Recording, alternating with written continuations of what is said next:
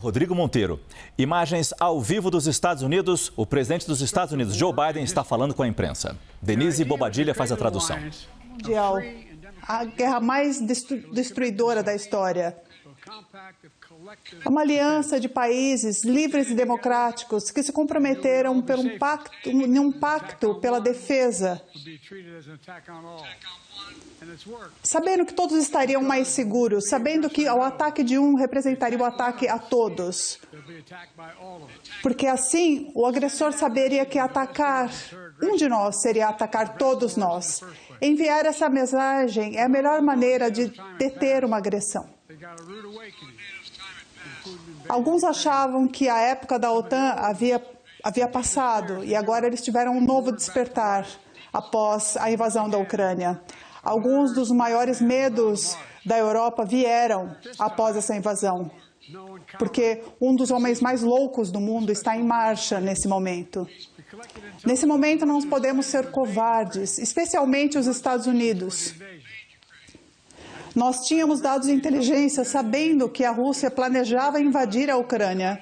Eu pedi que a comunidade de inteligência que libertasse documentos para que fizéssemos essa coalizão e nos preparássemos para a invasão. E em fevereiro, eu avisei ao mundo que a invasão era iminente. E uma coalizão de 50 países da Europa à Ásia ajudou nessa defesa. Muitos especialistas em política internacional falaram que as forças estavam já a 100 quilômetros de Kiev, capital da Ucrânia, que Putin tomaria, e que Putin dizia que a Ucrânia era uma parte da mãe Rússia, mas o povo ucraniano, com a ajuda dessa coalizão, parou Putin. Hoje, Kiev está de pé ainda. A OTAN está de pé, mais forte do que nunca. Durante essa semana de cúpula, nós ouvimos de alguns líderes agradecimentos aos Estados Unidos e agradecimentos pessoais a mim por tudo que a OTAN conseguiu. A OTAN não está apenas mais forte, ela está maior, porque nós conseguimos trazer a Finlândia e a Suécia para a aliança. E isso faz uma diferença gigantesca. Enquanto isso, meu antecessor deixou claro que não tem compromisso com a OTAN. Ele deixou claro que não sente nenhuma obrigação de cumprir o artigo 5 da OTAN.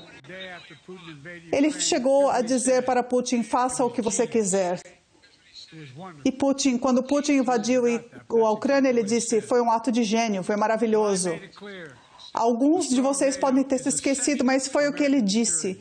Mas eu deixei claro que uma OTAN forte é essencial para a segurança americana. E eu acredito que a obrigação do artigo 5 é sagrada. E eu queria lembrar a todos que o artigo 5 ele defendeu os Estados Unidos após o 11 de setembro. Eu deixei claro que eu não vou me rebaixar a Putin. Eu não vou abandonar a Ucrânia. Eu vou manter a OTAN forte. E foi exatamente o que fizemos e é o que continuaremos fazendo. Agora, o futuro da política americana está nas mãos do povo americano. É mais do que uma questão política, é uma questão de segurança. Não reduzam isso a questões de campanha política. É algo muito importante. É algo que trata do mundo no qual vivemos nos dias do futuro. Todo americano deve se perguntar, o mundo está mais seguro com a OTAN? Vocês estão mais seguros? Sua família está mais segura? Eu acredito que as respostas a todas essas perguntas é sim. E eu acredito que o povo americano estará junto, porque os Estados Unidos são mais fortes por causa da aliança. Eu acho que o que Truman fez quando 75 anos, quando a OTAN foi formada, é que os Estados Unidos não podem se separar do mundo, eles devem liderar o mundo. Nós somos uma nação indispensável nesse cenário. E eu queria tratar também de outras 3 questões importantes. Na manhã de hoje, nós tivemos resultados importantes da economia, mostrando a queda da inflação, mostrando que os preços todos caíram. A inflação central, ela está menor nos últimos 3 anos, caíram em preços de passagem, em carros. E o preço da cesta básica também começa a cair. Enquanto isso, o Trump está falando de um aumento, de uma tarifa de 10% em tudo que os americanos compram, incluindo itens de extrema necessidade. Isso vai custar a média da família americana de mais de 2.500 dólares em impostos. Depois que Trump tentou derrubar o acordo que fazíamos para a fronteira, porque achou que iria me prejudicar, eu tomei uma ação executiva, um decreto presidencial, e como consequência, e com o trabalho com o México, nós conseguimos diminuir a entrada de imigrantes em níveis bem menores do que quando Trump saiu do governo. O terceiro ponto que gostaria de mencionar é que durante meses os Estados Unidos têm trabalhado num acordo de cessar-fogo em Gaza para trazer os reféns, para assegurar a paz no Oriente Médio. 6 semanas atrás, eu apresentei um plano detalhado que foi apoiado pelo Conselho de Segurança da ONU, o G7. Essa estrutura agora foi aprovada pelo Hamas e pelo Israel, e eu tenho equipes que estão no local para trazer os detalhes desse cessar-fogo. Há ainda lacunas que precisam ser tratadas, mas a tendência é positiva e pretendemos ter esse acordo, que ele seja fechado agora. Nós somos os Estados Unidos da América. Nós somos uma nação indispensável. Nossa liderança importa. Nossas parcerias importam. Esse momento importa. Nós devemos nos erguer. Com isso, agora eu responderei as perguntas. Eu tenho uma lista de pessoas que farão perguntas. Da Reuters, Jeff Mason. Senhor presidente, seu futuro político ficou, enquanto o senhor estava no TAM, foi muito discutido. A ex-presidente da Câmara, Nancy Pelosi, falou que está em suas mãos decidir. George Clooney disse que era hora do senhor deixar a campanha. Muitos falaram da sua habilidade de governar. Eu recebi muito apoio, mas siga em frente. A minha pergunta é, como o senhor está incorporando esses acontecimentos em sua decisão de continuar? E uma outra pergunta é, que preocupações o senhor tem com a capacidade da vice-presidente Kamala Harris derrotar Donald Trump se ela for a principal candidata? Olha, eu acho que Trump não é qualificado para ser presidente, em primeiro lugar. O fato é que a consideração, eu acho que eu sou a pessoa mais qualificada para concorrer à presidência. Eu o venci uma vez e eu vencerei novamente. Em segundo lugar, a ideia... Eu servi como senador por muito tempo. A ideia de que senadores e congressistas que estão concorrendo se preocupem com a cédula eleitoral não é incomum.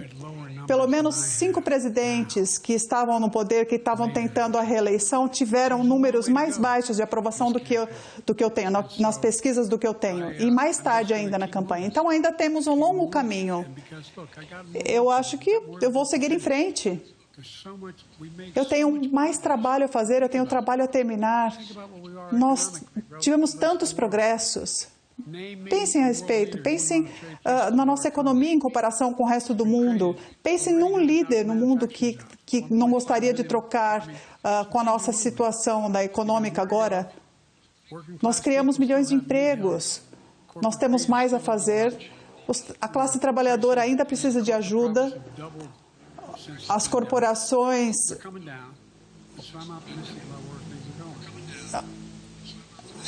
Eu estou otimista de como as coisas estão andando. Daddy Camp, da AFP. Muito obrigado. Obrigado, senhor presidente. Eu gostaria de perguntar sobre...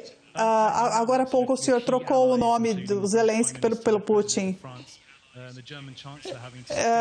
Aliados seus como o primeiro-ministro britânico, da França, o presidente da França, eles dão desculpas, eles falam que não há nenhum declínio notável. O senhor acha que isso danifica a imagem?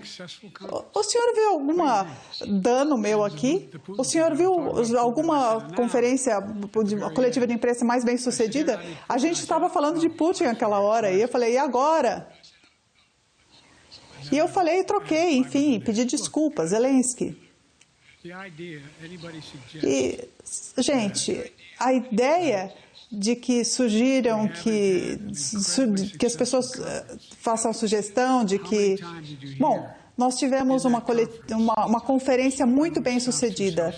Quantas vezes vocês ouviram durante essa conferência? Ouviram de outros líderes? E me agradecendo e falando que a razão de estarmos juntos é por causa de Biden. Pessoal, bom, eu pensei que havia sido a conferência mais bem sucedida da qual participei em muito tempo. É isso que eu acho. Próxima pergunta. Nancy Cordes, da CBS. Obrigado, senhor presidente. O senhor mencionou outras instâncias na história no quais presidentes tiveram desafios. O que torna esse momento muito único é porque não só o seu inimigo, que não é seu inimigo que está dizendo que o senhor não deve continuar concorrendo, e sim amigos, falando que o senhor disse que cumpriu ótimos anos, mas que agora deveria sair. O que o senhor acha do seu legado, depois de décadas, se o senhor continuar concorrendo, apesar das preocupações demonstradas por outros, e as pessoas dizendo que o senhor não está apto a continuar no cargo? Eu não estou aqui pelo meu legado. Eu estou aqui para terminar o que eu comecei. Muitos economistas disseram que as minhas iniciativas no início falaram, nossa, não dá para fazer isso porque a inflação vai subir demais. E o que temos agora?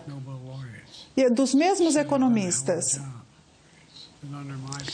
16 prêmios Nobel de Economia disseram que eu fiz um trabalho excelente.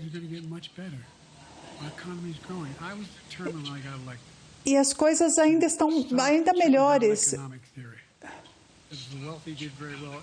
Eu falei que eu ia parar com a economia de gotejamento, de esperar... Não, que eu ia trabalhar com essa economia de gotejamento, de parar que o bolo crescesse para que ele fosse dividido. A classe média, os trabalhadores precisavam de ajuda. Então, eu decidi implementar e consegui implementar algo que eu não acreditava desde o meu tempo no Senado, que é começar a economia a construir, melhorar de baixo para cima. E as pessoas estão indo muito bem. Mitch McConnell disse que eu estou indo bem. Nós temos muito mais a fazer, precisamos terminar o trabalho. E, aliás, eu venho de Delaware, que é o estado mais corporativo do mundo, que tem mais empresas registradas do que em qualquer outro estado. Eu nunca dirigi uma empresa, mas eu entendo disso. E o número de empresas dobraram depois da pandemia. É hora de pensarmos nisso. Se eu for reeleito, nós temos de assegurar que nós temos de melhorar os índices para que esse crescimento na economia, não só das empresas, mas também do mercado imobiliário melhore. As pessoas falaram que eu era muito pró-sindicatos, não pró-trabalhadores, pró-sindicatos. Eu acho que eu sou o presidente mais pró-sindicatos da história. E mesmo assim, as corporações sabem, quando os sindicatos vão bem, todos vão bem. Todos vão bem. E falamos de quando nós falamos de trazer a maior indústria de chips do mundo de volta para os Estados Unidos, porque nós inventamos os chips de computadores.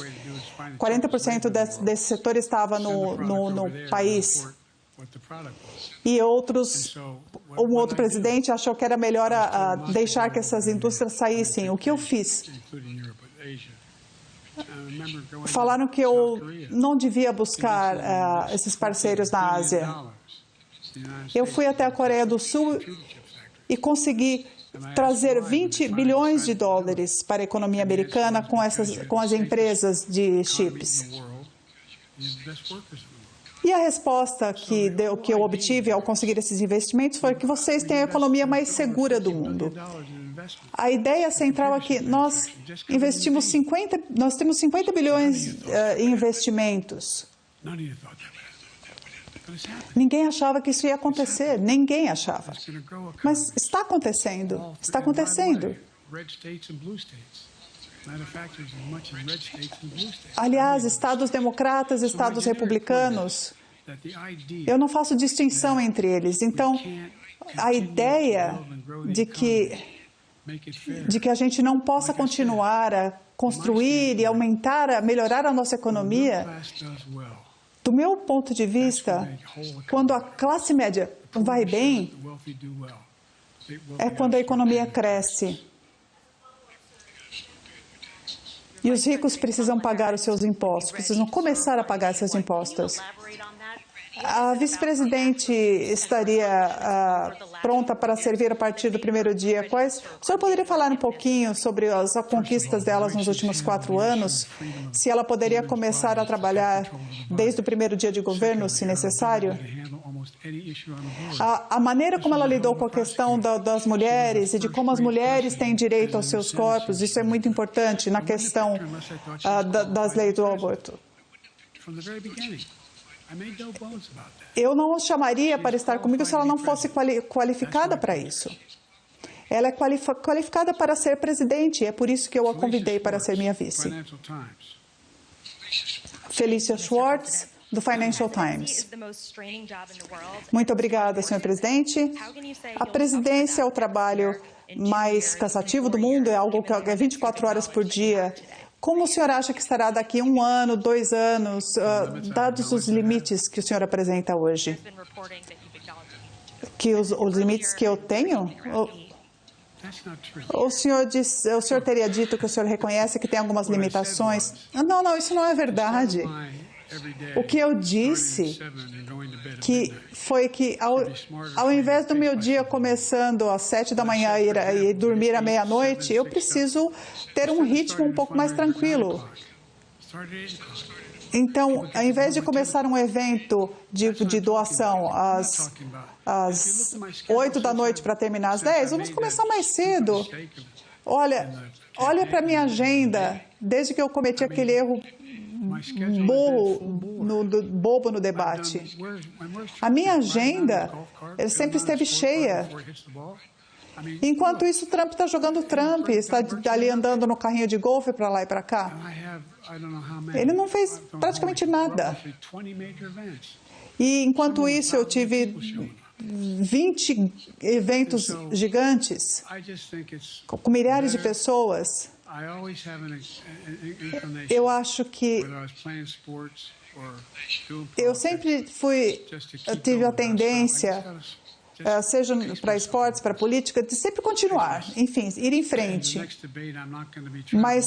Mas eu tenho que encontrar um ritmo. No próximo debate, eu não vou viajar nas vésperas para 50 lugares diferentes. É isso. E, aliás, eu amo a minha equipe, mas eles acrescentam coisas na agenda, toda hora. Então, minha mulher está me ajudando nisso.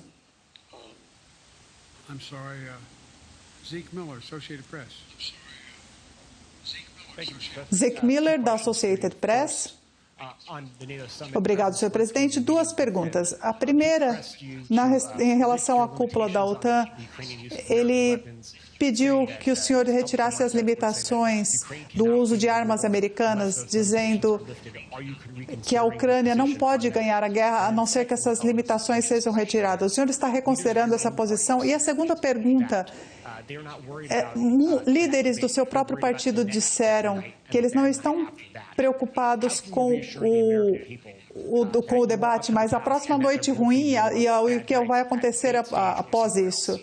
Como o senhor pode assegurar o público americano de que algo assim não vai acontecer mais? Primeiro, sobre Zelensky, pedindo que o fim da limitação no uso de armas. Nós permitimos que Zelensky usasse armas americanas perto do alcance da Rússia. Por exemplo, se o Zelensky tivesse a capacidade, a força de atingir Moscou, ele não tem. Mas ao atingir o Ucrânia, isso faria sentido? Não faria sentido. A pergunta é, qual é o melhor uso para as armas que ele tem?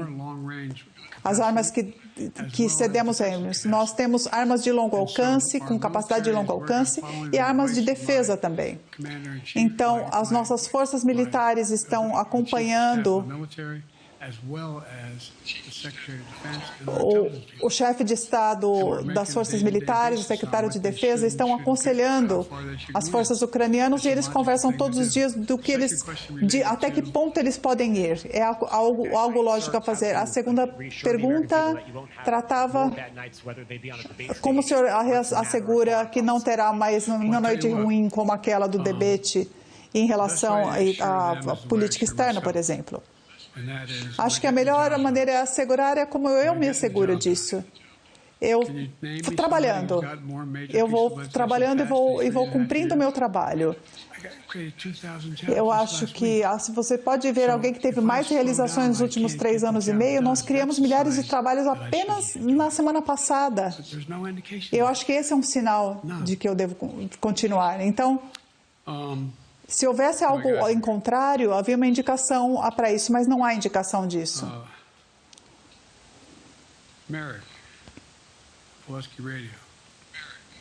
Merrick,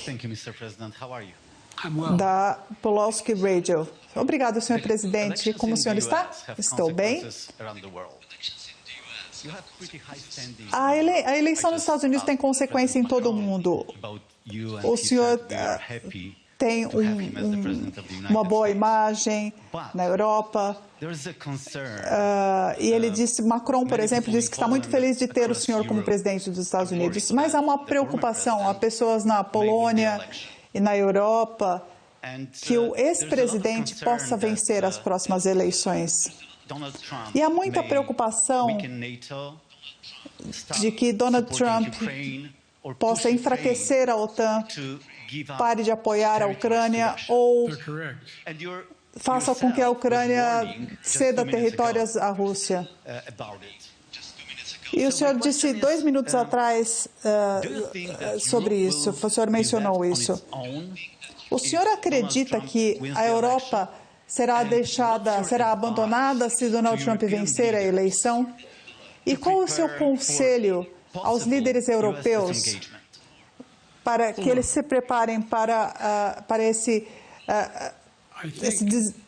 fim desse vínculo com os Estados Unidos? Olha, deixa eu elaborar isso de uma forma correta. Eu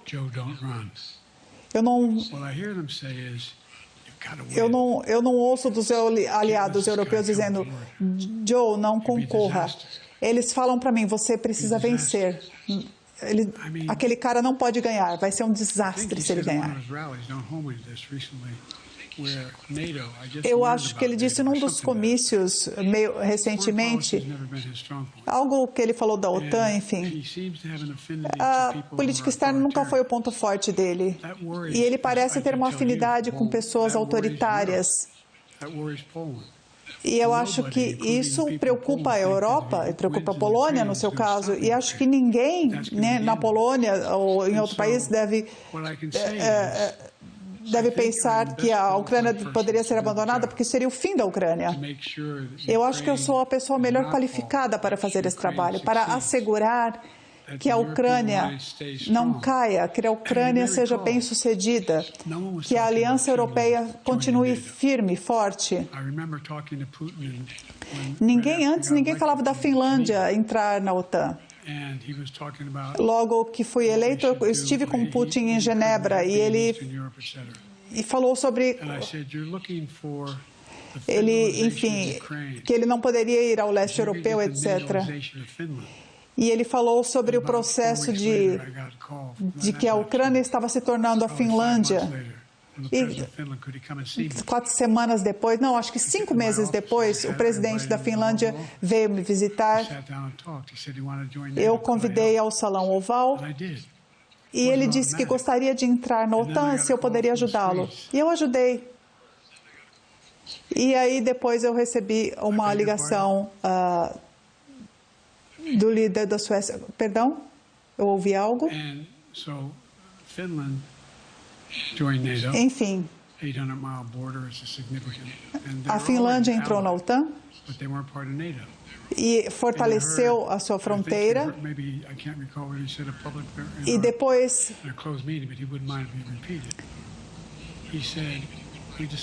eu acho que ele disse numa reunião que nós decidimos na Finlândia, que o povo da Finlândia decidiu entrar na OTAN.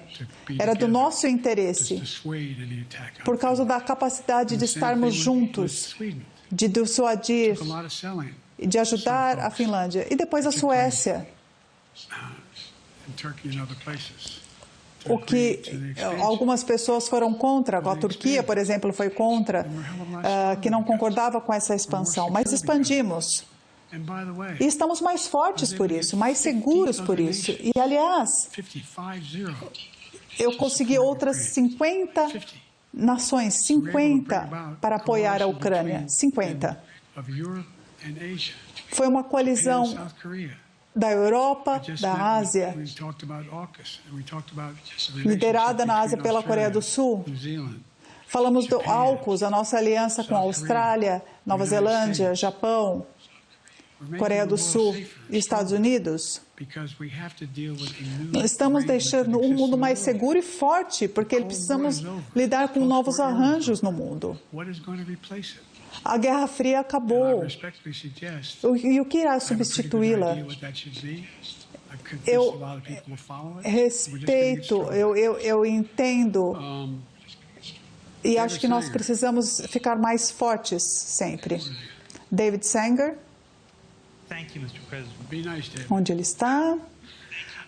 Obrigado, senhor presidente. Seja bonzinho, David.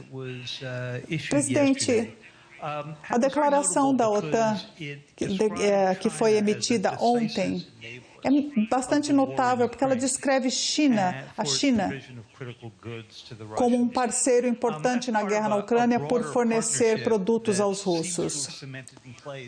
Como parte de uma parceria maior que busca aumentar essa força nos últimos 2, 3 anos, há um interesse, há uma estratégia hoje de tentar interromper a parceria da China com a Rússia? E num segundo mandato o senhor buscaria isso, essa estratégia? E o senhor também poderia falar sobre a questão há pouco que ouvimos, que o senhor estivesse numa sala com Putin novamente, como o senhor esteve há 3 anos em Genebra, ou com Xi, presidente Xi, o senhor conseguiria negociar com eles em alguns anos no futuro?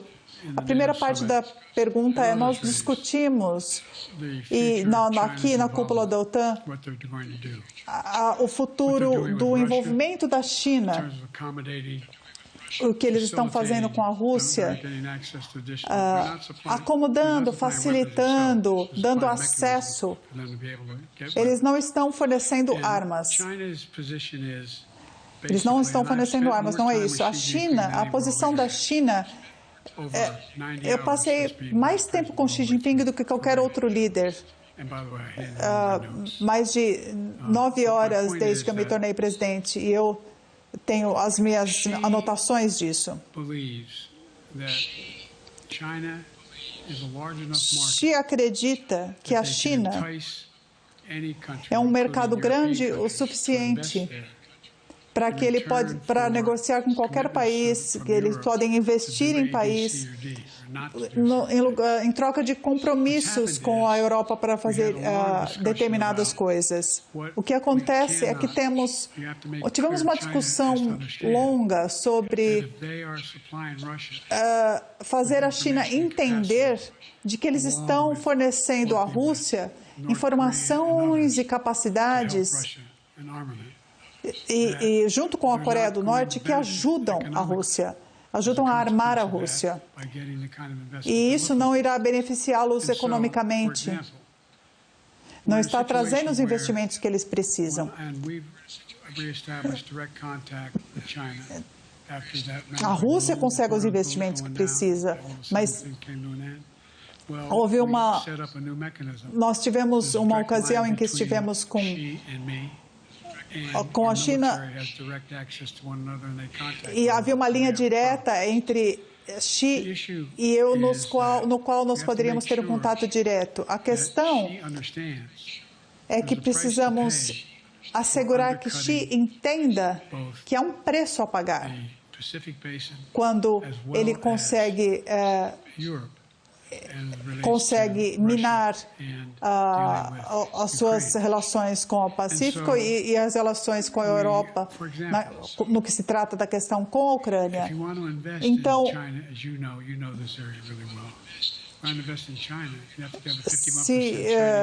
se alguém quer investir na China, você precisa cumprir as regras deles, vocês precisa fornecer acesso a todos os dados que você tem. E no governo passado, em outros governos, o acesso àquele mercado, ele era importante porque era o acesso a um mercado de 1 bilhão de pessoas, enfim, um mercado imenso. Então, isso era feito no passado. Mas isso acabou se revertendo quando a gente começou a usar as mesmas regras. A ideia de que eles não cumpram as ideias internacionais em relação a subsídio de produtos para ajudar o governo, nós falamos, bom, então não vamos exportar veículos americanos por causa das tarifas, e outros também fizeram isso. Mas há uma preocupação que você tem tanto a China, a Coreia do Norte, a Rússia, o Irã, países que não são necessariamente, que não estavam coordenados no passado e que hoje veem como eles podem ter um impacto. Eu não estou preparado para falar desses detalhes em público, desse impacto. Eu acho que alguns de nossos amigos europeus vão repensar seus investimentos, vão retirar parte dos seus investimentos na China se a China continuar com essa ajuda indireta à Rússia, que acaba permitindo que a economia da Rússia fique bem. E, com isso, permite essa capacidade deles combaterem na Ucrânia. Outra coisa que conversamos muito foi...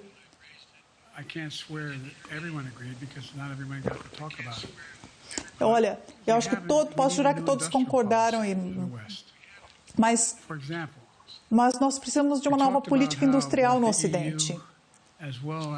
Falamos sobre como a União Europeia e a OTAN precisam construir suas próprias capacidades para fazer munições, precisam gerar suas capacidades para fornecer armas e e equipamentos. E foi algo surpreendente para alguns de nós, como estávamos atrasados no Ocidente em termos de construir novos materiais, novos armamentos, de veículos a sistemas de armas. Uma das coisas que que conversamos, vamos conversar de novo com os líderes europeus para ver o que podemos fazer para melhorar essa capacidade do Ocidente, em especial a Europa, e além do Japão, para gerar o tipo de capacidade para produzir seus próprios sistemas de armamento, poder gerar esses sistemas.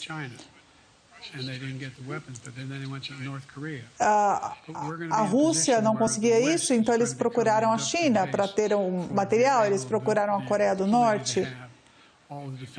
Então, o que a gente precisa no Ocidente é ter essas armas de defesa que precisamos. Foi uma discussão que tivemos aqui também. O senhor estaria... em relação à pergunta que o senhor faria uma reunião. Sim, eu poderia fazer isso hoje e daqui 3 anos.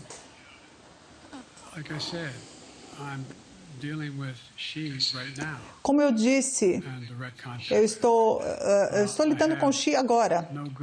Eu estou em contato direto com ele. Eu tenho... Não tenho uma boa razão para falar com o Putin agora.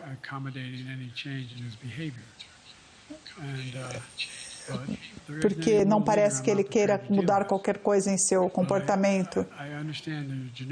Ele é mas como líder eu estaria pronto para falar com qualquer outro líder. Será que Putin estaria pronto para falar? Eu só estaria pronto para falar com ele se ele mudasse o comportamento dele. Putin tem um problema. Primeiro, nessa guerra que ele supostamente ganhou, eu não sei o número exato, mas parece que eles teriam conquistado 17,3% do território da Ucrânia, 17,4% do território, enfim. Então, ele fala que ele ganhou, mas isso não é sucesso, isso é uma perda imensa de vidas. Eles também perderam centenas de milhares de pessoas, feridas ou mortas. Milhões de jovens estão deixando a Rússia porque não veem futuro. Ele tem um problema. Mas o que ele tem controle ali, ele é muito bom em controlar, em controlar a manifestação do povo. Tem mecanismos para se comunicar com o povo. Eles mentem demais, eles mentem o tempo todo sobre o que está acontecendo.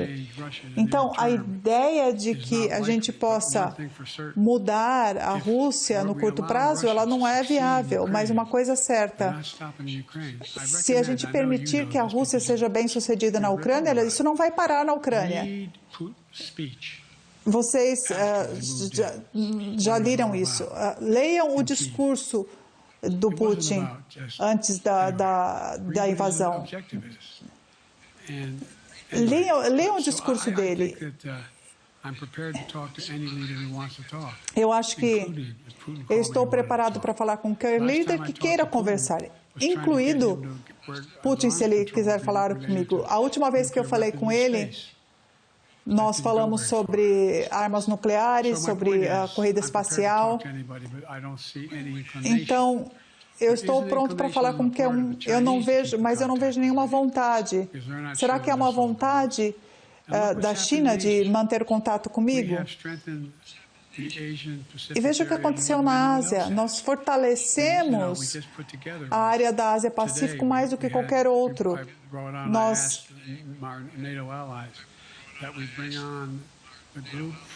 Eu perguntei aos meus aliados da OTAN, nós tivemos um grupo do sul do Pacífico, Austrália, Nova Zelândia, o Japão. Eu já falei Austrália. Eu me encontrei com 14 líderes dos países das ilhas do Pacífico. Nós diminuímos o alcance da China, a velocidade do alcance da China. E eu levo isso bem a sério. O Sam, da NPR. Sam. Eu sou o Sam, da NPR, e eu tenho duas perguntas. O senhor falou sobre o plano de cessar-fogo entre Israel e Hamas. Já são 10 meses de guerra. E eu penso se o senhor tem algo que o senhor pessoalmente teria feito diferente ao longo dessa guerra. A outra pergunta é sobre a campanha. Eu cobri a sua campanha em 2020 e houve um momento em que o senhor se referiu a si mesmo como uma ponte, uma candidatura de ponte para a transição entre líderes mais jovens. O que mudou? Duas coisas. Primeiro, falar sobre a questão de Israel e da Palestina, do que eu teria feito diferente. Desde o início, eu fui a Israel, mas eu também estive em contato com o presidente Sisi do Egito, com o rei da Jordânia, eu me encontrei com a maioria dos líderes do mundo árabe para obter um consenso do que deveríamos fazer para lidar para ter mais ajuda, comida, remédios na faixa de Gaza. E nós pressionamos bastante e Israel não foi muito cooperativa, para dizer o mínimo. Eu venho lidando com Israel desde os tempos de Golda Meir. Muitos de vocês não estavam aqui, mas a última vez que eu me encontrei com ela, e eu tinha um rabino próximo de mim, e eu conheço muito bem Israel, eu apoio Israel. Mas esse gabinete de guerra é um dos mais conservadores da história de Israel. E não há nenhum espaço para falar da solução de 2 estados ali. Então, o que eu consegui fazer foi um processo da solução de 2 estados. E os países árabes, especialmente o Egito e a Arábia Saudita, entraram numa posição para cooperar nessa transição, para ter essa paz em Gaza,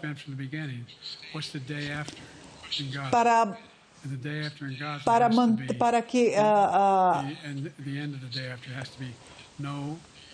que o dia que ao final em Gaza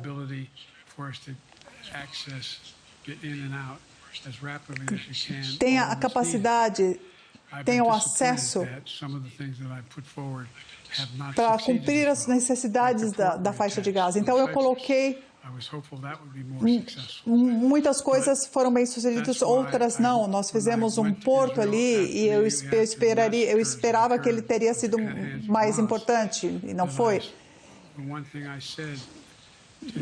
E desde que esse massacre foi feito pelos Hamas, aconteceu, eu falei para Benjamin Netanyahu, não cometa o mesmo erro depois que cometemos depois de Bin Laden. Não há necessidade de ocupar o lugar. Eu me opus à ocupação. Eu me opus à ocupação do Afeganistão e Iraque. Depois daquilo que aconteceu com Bin Laden, nós deveríamos ter seguido em frente.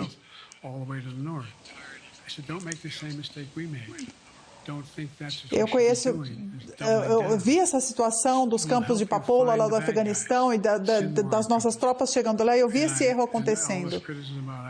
Eu acho que a gente precisa lutar contra os vilões, mas não é preciso essa invasão. Eu não estou fornecendo as bombas para que elas não sejam usadas em Gaza, porque elas podem causar um dano à população civil.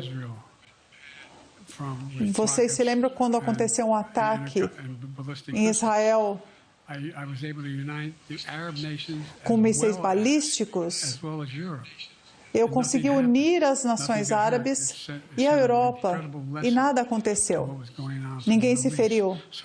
Foi uma lição importante do que estava acontecendo no Oriente Médio. Então, há muitas coisas em retrospecto que eu poderia teria tentado convencer mais os israelenses a fazer. Mas a questão é que é hora de acabar com essa guerra. Não significa abandonar e deixar ali o Hamas e deixar os reféns. Há uma insatisfação crescente na Cisjordânia dos palestinos em relação ao Hamas. O Hamas não é popular agora. Então, há muitas peças se mexendo e a gente precisa olhar para esses movimentos para que a gente possa trabalhar por um cessar-fogo, E olha os números em Israel. Os meus números são melhores em Israel do que aqui.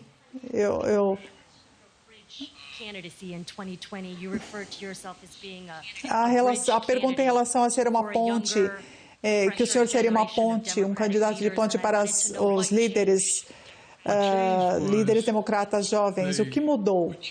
O que mudou foi a gravidade da situação que eu encontrei na economia, na nossa política exterior, na divisão interna. Most presidential historians give me credit for having accomplished more. A maioria dos presidentes me dão crédito por ter conquistado mais do que qualquer outro presidente, do que Johnson, ou talvez antes disso, por muitas leis importantes, legislações importantes terem sido aprovadas. O longo tempo que eu passei no Senado, a maneira como eu lido com o Congresso, ajudou a que as coisas foram feitas.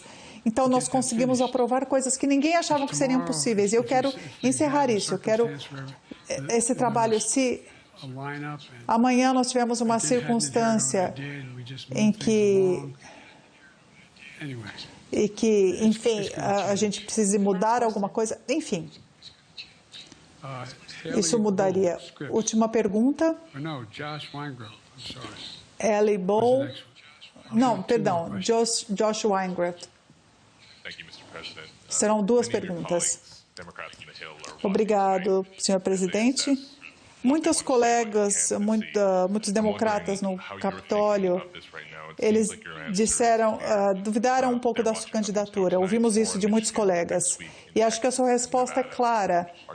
Amanhã o senhor estará no Michigan, na semana que vem no Texas, em Nevada. O senhor está pensando em como as próximas 2 semanas serão e como elas irão afetar sua decisão, da sua determinação de concorrer em novembro? Eu estou determinado em concorrer, mas acho que é importante de que eu diga esses temores. Eu acho. As pessoas falaram, o Biden não está preparado para isso, para aquilo. Eu ouvi isso durante muito tempo. O que eu estou fazendo, e venho feito, eu fiz 20 grandes eventos de Wisconsin, a Carolina do Norte, para demonstrar, para falar que nós podemos ganhar, nós podemos persuadir as pessoas. Nós tivemos a organização de campanha mais longa em muito tempo. Nós temos a maior organização. Nós temos milhares de voluntários fazendo ligações, batendo nas portas das casas.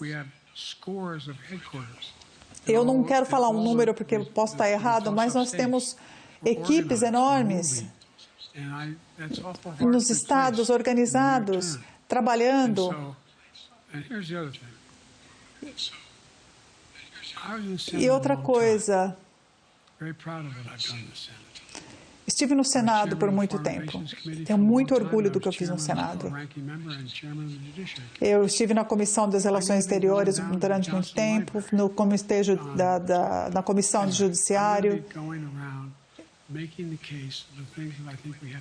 Eu and how we can't afford to lose. Eu acho que há coisas que precisamos terminar e nós não podemos perder aquilo. E não podemos voltar atrás em direitos civis, em liberdades, em direitos das mulheres.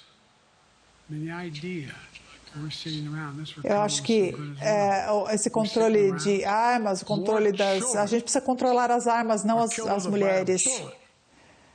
Eu acho que mais crianças são mortas por armas do que qualquer outra causa de morte. Nos Estados Unidos, o que estamos fazendo a respeito? O que estamos fazendo? Nós estamos... Um candidato que está dizendo que não vai fazer nada a esse respeito. A Suprema Corte, que é a mais conservadora da história americana. E isso é ridículo. Nós podemos fazer tanto. Eu estou determinado a fazer isso. É uma questão de liberdade. Acho que tem mais uma pergunta, né? Mas, enfim...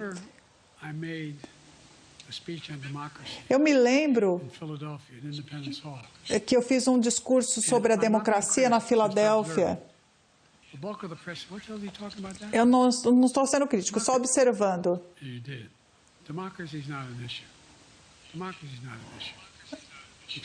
Que a democracia não é uma questão. Mas 60% das pessoas concordaram comigo. Eu não estou perguntando a vocês, não pedindo, mas o senhor acha que a democracia não está em risco? Baseado no projeto 2025, o senhor acha que ele não quer dizer o que ele diz que ele quer acabar com o Departamento do Ministério da Educação? Nós nunca estivemos nessa posição. Eu acho que quando a gente fala de ser uma ponte para outra geração, isso, a gente precisa terminar esse trabalho, porque há muito em jogo. O senhor teve discussões com sua secretária de imprensa sobre exames de saúde, o senhor disse que cumpre um exame de um teste cognitivo todos os dias ao fazer o seu trabalho. O senhor faria um teste cognitivo? Duas coisas. Eu fiz três exames neurológicos intensos com diferentes neurologistas. E eles disseram que eu estou bem.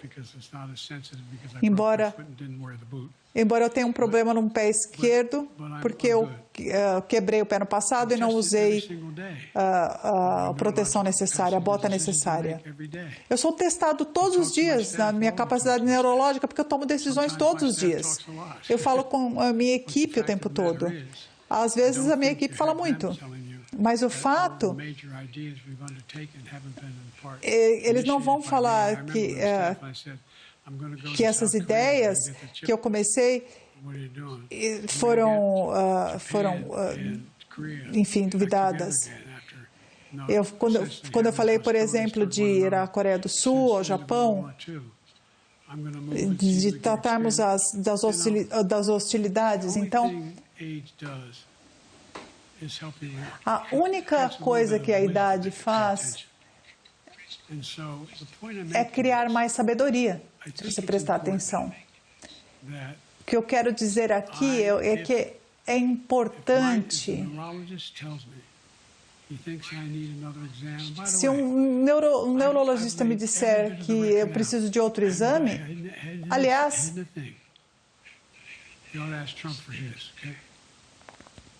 eu não tive nada. Peçam ao Trump o exame dele. Eu entreguei todos esses exames. Eu sou cercado de bons doutores todos os dias. Eles acham que, se eles acham que eu tenho de fazer outro exame neurológico, eu faço. Mas não há nada que sugira isso.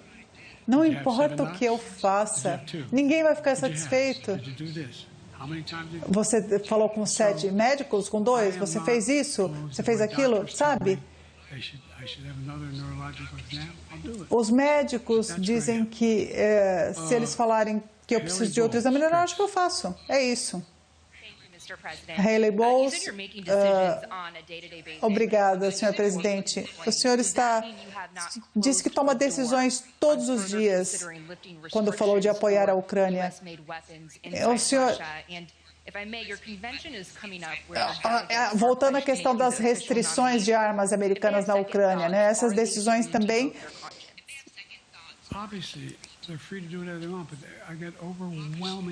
Olha,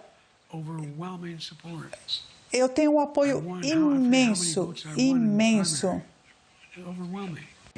Eu não sei, não lembro nem quantos votos eu tive nas primárias do meu partido, e a questão tratava disso.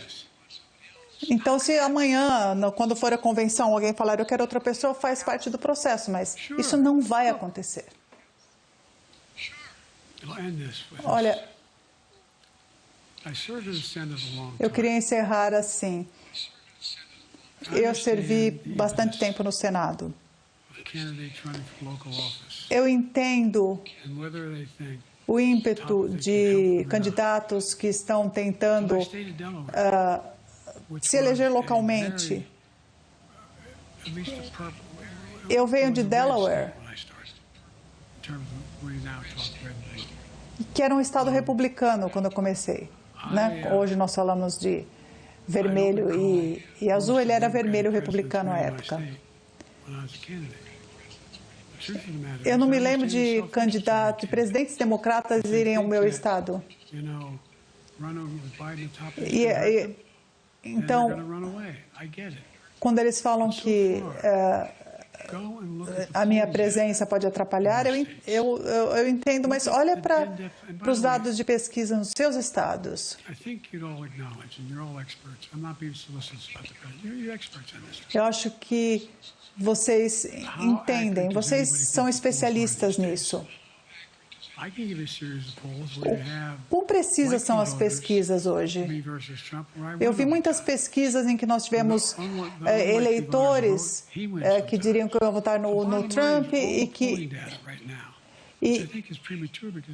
Então, eu acho que todos esses dados de pesquisa, as pessoas falam em Trump, depois elas falam que votam em mim. Então, eu acho que na maior parte do tempo... As pesquisas começam a mostrar as tendências reais depois de setembro, depois do Dia do Trabalho. Eu acho que muito pode acontecer lá. Eu acredito que eu sou o melhor qualificado para governar e o mais qualificado para vencer. Outras pessoas podem vencer Trump, mas elas precisam começar do zero. E nós falamos sobre arrecadação de dinheiro, por exemplo. Nós estamos bem, estamos arrecadando bem. Então, tem alguma pergunta a partir dessa só para... O senhor falou falou da confiança em sua vice-presidente. Se sua equipe mostrar que ela iria melhor contra Donald Trump, o senhor reconsideraria sua decisão de ficar? Não. Eu diria, há um jeito de eu ganhar.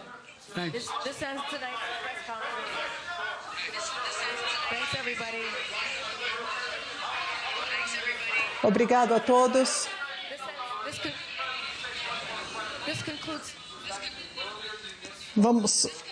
Isso conclui a entrevista.